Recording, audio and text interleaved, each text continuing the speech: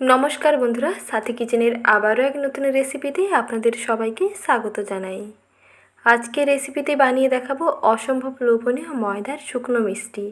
খুব অল্প উপকরণে ঝটপট তৈরি করে ফেলতে পারেন এইরকম দারুণ লোভনীয় শুকনো মিষ্টি। খেতে ভীষণ সুস্বাদু হয় আর বানানো খুবই সহজ। একবার বানিয়ে মাস জুড়ে সংরক্ষণ করে খেতে পারবেন। খুবই টেস্টি নতুন ধরনের এই মিষ্টির রেসিপিটি আসুন দেখে নিন, আর এইভাবে একবার বাড়িতে তৈরি করে দেখুন।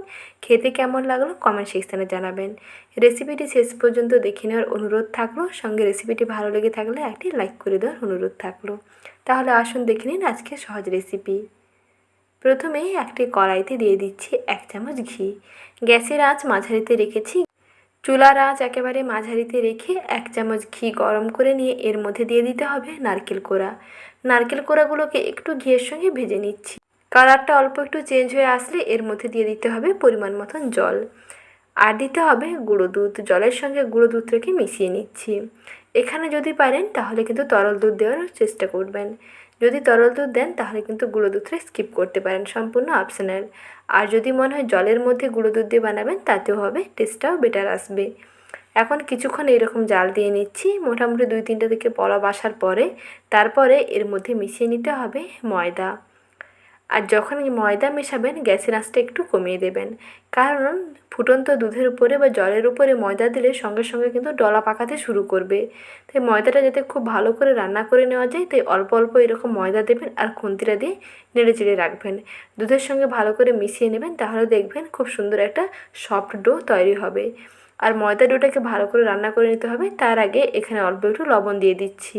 সামান্য অল্প একটু লবণ ময়দার সঙ্গে দিয়ে ভালো করে আর একটু ঠেসে ঠেসে মেখে নিচ্ছি।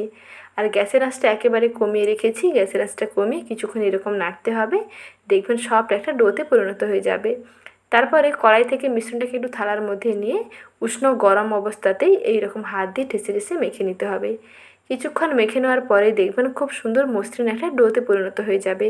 আর যখন মাখবেন হাতের মধ্যে অল্প করে ঘি লাগিয়ে নিয়ে মেখে নেবেন, তাহলে দেখবেন খুব সহজেই মাখতে পারবেন। আর একেবারে সফট একটা দেখুন এইরকম ডো তৈরি হবে। মিষ্টির জন্য পারফেক্ট ডো একেবারে রেডি। এখন মিষ্টিগুলোকে বানিয়ে নিতে হবে। তার জন্য হাতে অল্প করে ঘি লাগিয়ে নিয়ে এইরকম ছোট ছোট অংশ নিয়ে তারপরে প্রথমে একটু গোল করে নিতে হবে। তারপরে দুটো তালুর মাঝখানে রেখে একটু প্রেস করে দেবেন, একটু এরকম চ্যাপটা করে দেবেন, তাহলে বেশি ভালো হয়। আর এই মিষ্টিগুলো দেখবেন খুবই টেস্টি হয়। ইউনিক এই মিষ্টি রেসিপিটি না জানা থাকলে আজই একবার ট্রাই করে দেখুন। একবার বানিয়ে আপনি মাস জুড়ে খেতে পারবেন। ময়দা ও চিনি দিয়ে তৈরি এই শুকনো মিষ্টিগুলো অবশ্যই বাড়িতে বন্ধুরা একবার ট্রাই করে দেখুন। এইভাবে এক এক করে সমস্ত মিষ্টিগুলো রেডি করে নিয়েছি।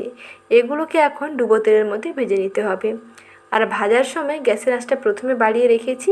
তেলটা বেশ ভালো করে গরম করে নিয়েছি। তেল ভালো করে গরম করে নিয়ে তারপরে মিষ্টিগুলোকে তেলের উপরে দিয়ে দিচ্ছি। তারপরে সঙ্গে সঙ্গে গ্যাসের আঁচটা কমিয়ে দিতে হবে। গ্যাসের আঁচ মাঝারি থেকে কমের মধ্যে রেখে একটুখানি সময় নিয়ে ভেজে নিতে হবে। কিছুক্ষণ পরেই দেখবেন কালারটা বেশ সুন্দর লালচে হয়ে যাবে। যখন এইরকম একটা সাইড লালচে হয়ে যাবে তখন অপর সাইডটাকে উল্টে দেবেন। এইভাবে উল্টে পাল্টে করে দুই দিকটা খুব সুন্দর করে ভেজে নিতে হবে। কিছুক্ষণ ভাজার পরে দেখবেন মিষ্টিগুলো আগে থেকে একটু ফুলকো হয়ে যাবে এবং গায়ের কালারটাও খুব সুন্দর সোনালি হয়ে যাবে। তখন এগুলোকে তেল থেকে তুলে নিতে হবে। আর একটু সময় নিয়ে ভাজলে এগুলো খুবই মুচমুচে হয়, ওপরটা একেবারে ক্রাঞ্চি এবং ভীষণ মুচমুচে হয়। এগুলো শুধুই খেয়ে নেওয়া যায়। শুধু যখন ময়দার খামিটা তৈরি করবেন, অর্থাৎ ময়দার ডোটা তৈরি করার সময় অল্প একটু চিনি দিয়ে দেবেন, তাহলে দেখবেন টেস্টটা দুর্দান্ত হবে। চিনির শিরায় না দিয়েও এইরকম শুকনো মিষ্টিগুলো ভেজে নিয়ে আপনারা অনেকদিন স্টোর করে খেতে পারবেন। আর আজকে যেহেতু একেবারে ইউনিক একটি মিষ্টি রেসিপি শেয়ার করছি, তাই এই মিষ্টিটা এইভাবেই বানাতে হবে। খুব সুন্দর টেস্টি হয়। তার জন্য কড়াইতে 1 কাপ দিয়ে দিলাম চিনি, আর দিলাম 2 থেকে 3টা এলাচ, আর দিচ্ছি 1.5 কাপ জল। যেই কাপের মাপ করে চিনিটা নেবেন সেই কাপের 1.5 কাপ জল দেবেন। কিছুক্ষণ এইরকম জাল দিয়ে নিতে হবে। চিনি দেখবেন খুব সুন্দর গলে যাবে। কিছুক্ষণ পর্যন্ত ফোটাতে হবে। একটু হাতের মধ্যে শিরাটা নিয়ে চেক করে নেবেন যে একটু চিটচিটে হয়েছে কিনা। এই শিরাটা কিন্তু একটু চিটচিটে করে বানাতে হবে। চিটচিটে শিরার মধ্যে মিষ্টিগুলোকে দিয়ে দিতে হবে।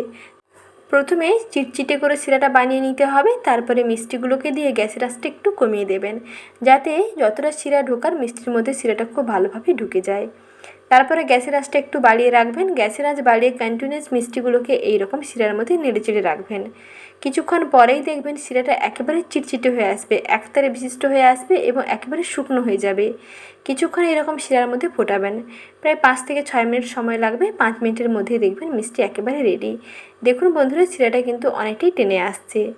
কড়াইতে কিন্তু আর শিরাটা নেই, বেশ একতার বিশিষ্ট হয়ে যাচ্ছে। আর মিষ্টির মধ্যেও শিরাটা কিন্তু ভালোভাবে ঢুকে গেছে। আর কিন্তু বেশি ঢুকবে না, যেইটুকুনি চিনি আছে এটা মিষ্টির গায়ে উপর থেকে লেগে থাকবে।